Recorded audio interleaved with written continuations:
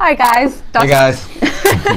This is take 2 for Parker Group Live today. Yes. The first time ever we've had 2 takes for Parker Group Live. We're trying out some new equipment and we are having some technical difficulties, so bear with us today. So for round 2, once again, today we wanted to talk a little bit about finding the perfect lot for new construction. We work with a ton of buyers that want to build their dream home somewhere in Delaware, and sometimes they struggle to find the perfect piece of land for that property. So we wanted to run some ideas by you, things to look out for when you're searching for land. Yeah, so the first thing that you should consider when you're buying a lot is the water and sewer situation.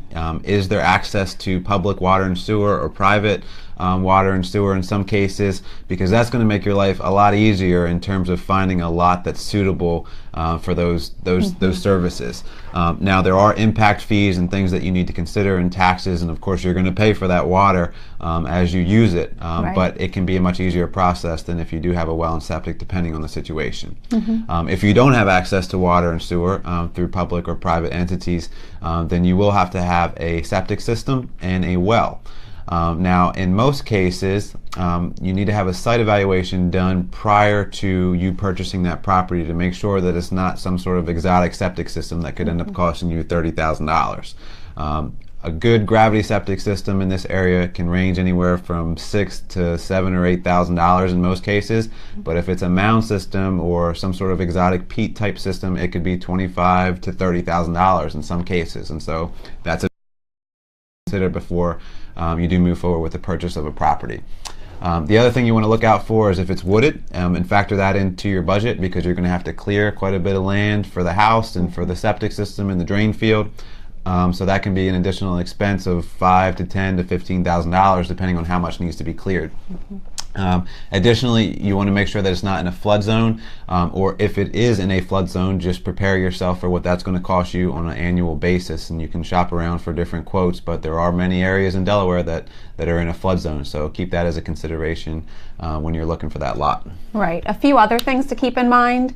Obviously for your day-to-day life, you want your home to be in a convenient location, so how close is that land to your children's school, to your work, to the nearest grocery store, to where you like to go shopping, church, all the places that you go every week. You want to think about what your drive time is going to be, because even if you're in this incredible location, a waterfront lot, or a beautiful serene setting, if you have to commute back and forth for hours a day, you're going to hate that drive pretty quickly. So something to keep in mind. You also want to think about the value of the home you want to build versus the value of the homes around you. So if you're building in an area where the average price point is $100,000 and you want to build a $500,000 home, that might not be the best investment for you if you foresee yourself ever selling that property. So if you can, it's good to find a place where the homes are of similar value around you. It's just a good investment on your part. Finally, the last thing you want to think about is, based on the type of home you want to build, are there any restrictions for where you want to build your property, so that piece of land? A lot of times there might be, even out in the country, restrictions that you can't put a modular or a manufactured home up. There are towns where if you're in a historic district, you might have to have certain colors or materials on your home. And then the big one is HOAs and communities. So a lot of times in an HOA, you're going to have restrictions on the size home you can build, the size of the garage, the type of driveway. And so those are all important things to know before you move forward with purchasing a piece of property. Yeah, and you can always make your contract or your offer contingent upon those things, and we strongly encourage you to do that.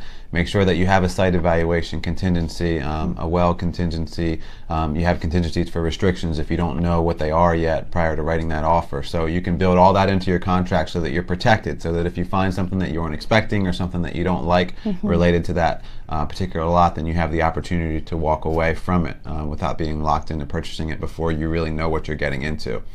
So those are some things to consider when you're shopping around for land. So many people are looking for land today, but there is quite a bit of it on the market. Unlike houses, our house inventory is still quite low, but the land inventory is not. So comment below if you have any questions. If we can help you find a piece of property, we're here to help. Thanks so much, guys. Bye-bye.